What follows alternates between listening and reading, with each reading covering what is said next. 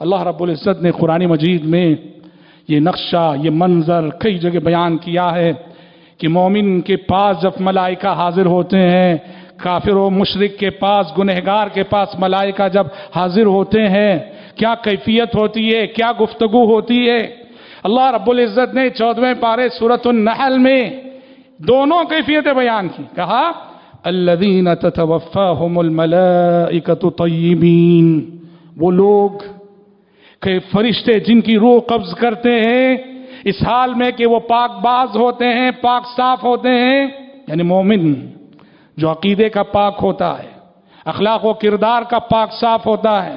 خیالات کا پاکیزہ ہوتا ہے، اس کا ظاہر بھی پاک ہوتا ہے، اس کا باطن بھی پاک ہوتا ہے، اس کا دل بھی پاک ہوتا ہے، اس کا دماغ بھی پاک ہوتا ہے، یہ پاکیزہ وجود ہوتا ہے، اس کی زندگی میں دور دور تک گندگی نہیں تھی، شرک کی گندگی نہیں، منافقت کی گندگی نہیں، کفر کی گندگی نہیں، معصیت و نافرمانی کی گندگی نہیں۔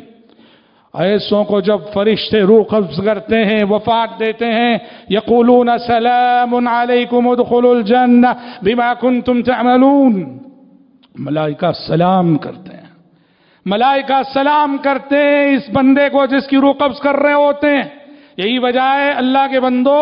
کہ بعض صالحین کی موت کے وقت اطراف و اکناف رہنے والے سنتے ہیں،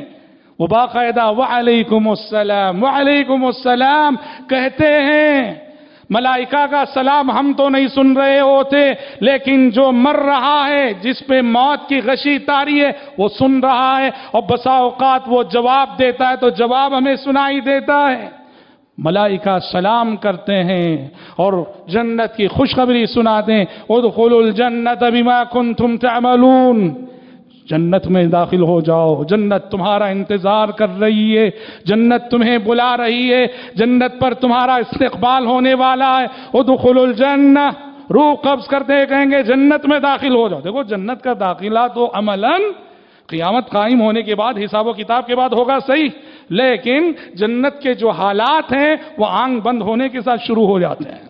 جسے برزخی زندگی کہا جاتا ہے، جسے قبر کی زندگی کہا جاتا ہے۔ جنت میں تو وہ قیامت کے بعد جائے گا، لیکن جنت کے حالات، جنت کی نعمتوں کا سلسلہ وہیں سے شروع ہو جائے گا جب آنکھ بند ہوتی ہے۔